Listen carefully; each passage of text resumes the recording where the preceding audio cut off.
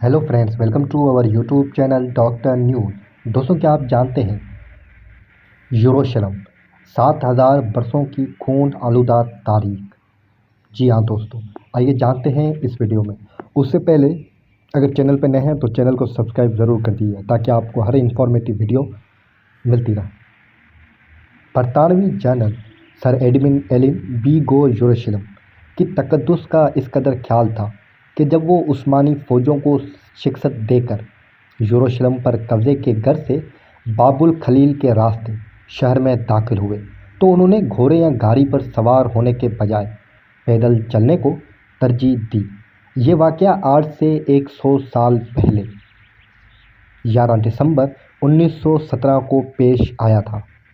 बरतानवी वज़ीर आज़म ड्योड Lord George ने इस मौके पर लिखा कि दुनिया के मशहूर तरीन शहर पर कब्ज़े के बाद मसीह दुनिया ने मुक़द्दस मकामात को दोबारा हासिल कर लिया है।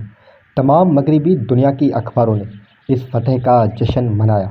अमरीकी अखबार न्यूयॉर्क हेल्ड ने सुर्खी जमाई, बरतानिया ने 1673 बरस की इक़्तिदार के बाद यरूशलेम को आज़ाद करवा लिया। मसीह दुनिया में ज़बरदस्त खुशी की लहर दौड़ गई। अमरीकी सदर डोनाल्ड ट्रंप ने इस वाक़े के ठीक 100 साल बाद ऐलान कर दिया कि यरूशलेम इसराइल का दारुल हुकूमत है। हालांकि दुनिया भर के मुल्कों ने उन्हें ख़बरदार किया कि इस ऐलान से खित्ते में तशद्दुद की नई लहर फूट सकती है।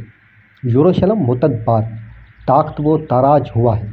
यहाँ के आबादियों को कोई बार ज़बरदस्ती जलावतन किया गया है और उसकी गलियों में इन गिनत जंगें लड़ी जा चुकी हैं जिनमें खून के दरिया बह चुके हैं। मुक़द्दस शहर, यह दुनिया का वो वाहिद शहर है जिसे यहूदी, मसीहा और मुसलमान तीनों मुक़द्दस मानते हैं।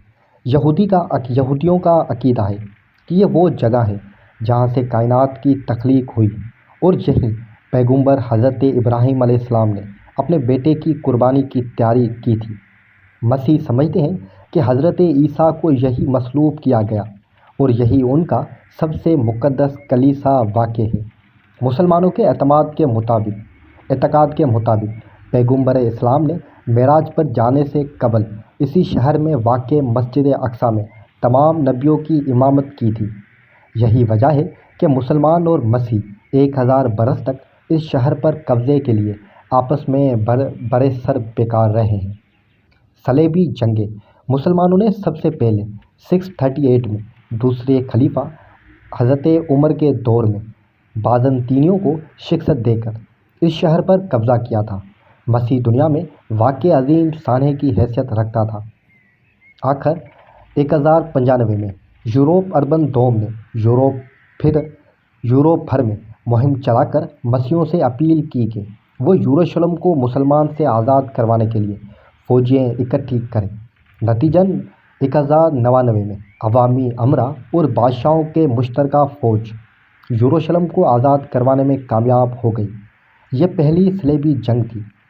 ताहम अक्सर फ़ौजी जल्द ही वापस अपने अपने वतन सदहार गए और बिलाखिर सुल्तान सलाहुद्दीन अयूबी 90 बरस बाद शहर को आज़ाद करवाने में कामयाब हो गए।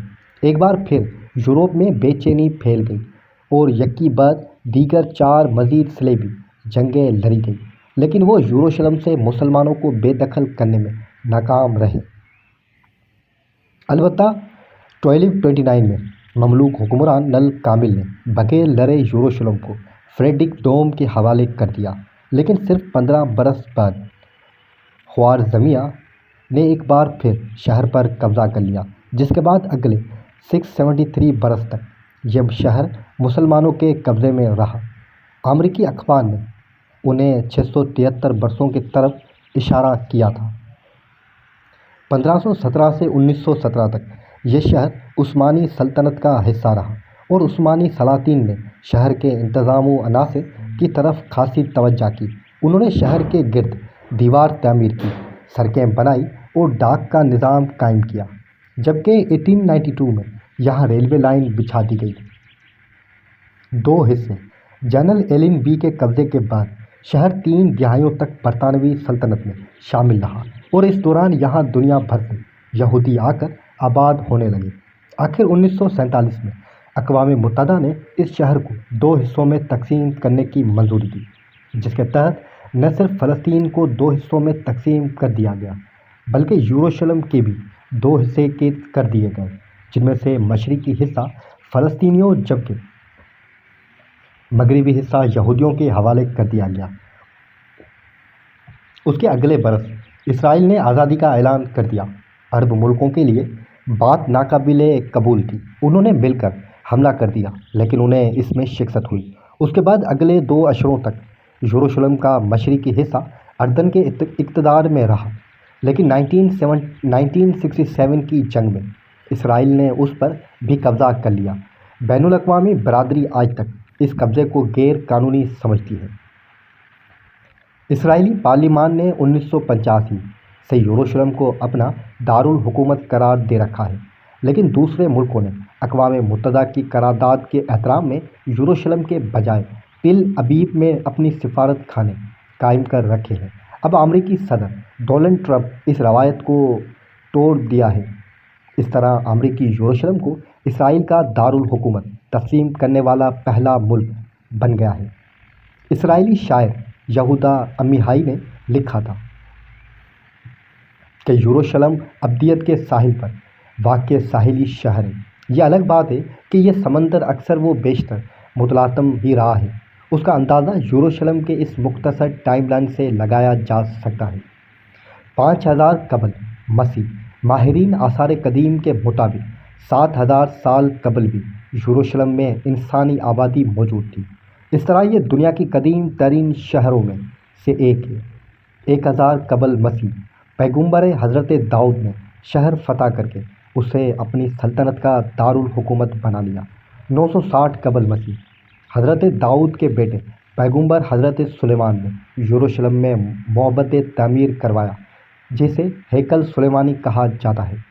589 قبل مسیح بخت نصر نے شہر کو تاراج کر کے یہودیوں کو ملک بدر کر دیا۔ 1539 قبل مسیح ہخامنشی حکمران سائرس اعظم نے یروشلم پر قبضہ کر کے یہودیوں کو واپس آنے کی اجازت دی۔ 30 عیسوی رومی سپاہیوں نے یسوع مسیح کو مصلوب کیا۔ 1638 مسلمانوں نے شہر پر قبضہ کر لیا۔ 1691 اموی حکمران عبد الملک نے قبۃ الصخرہ ڈوم آف دار راک تعمیر کروایا۔ 1099 مسیح سلیبوں نے شہر پر قبضہ کر لیا۔ 1187 صلاح الدین ایوبی نے سلیبوں کو شکست دے کر شہر سے نکال دیا۔ 1229 فریڈرک دوم نے بغیر لڑے یروشلم حاصل کر لیا۔ 1244 دوبارہ مسلمانوں کا قبضہ۔ 1517 سلطان سلیم اول نے یروشلم کو عثمانی سلطنت میں شامل کر لیا۔ 1970 انگریز جنرل ایلن بے عثمانیوں کو شکست دے کر شہر میں داخل ہو گیا۔ 1947 اقوام متحدہ نے شہر کو فلسطینی اور یہودی حصوں میں تقسیم کر دیا۔ 1948 اسرائیل کا اعلان آزادی، شہر اسرائیل اور اردن میں تقسیم ہو گیا۔ 1967 عرب جنگ کے نتیجے میں دونوں حصوں پر اسرائیل کا قبضہ ہو گیا۔ امید ہے دوستوں یہ ویڈیو آپ کو پسند آئی ہوگی۔ ویڈیو پسند آئی ہو تو ویڈیو کو لائک کر دیجیے گا، بیل آئیکن کو دبا دیجیے گا۔ ملتے ہیں اگلی ویڈیو میں۔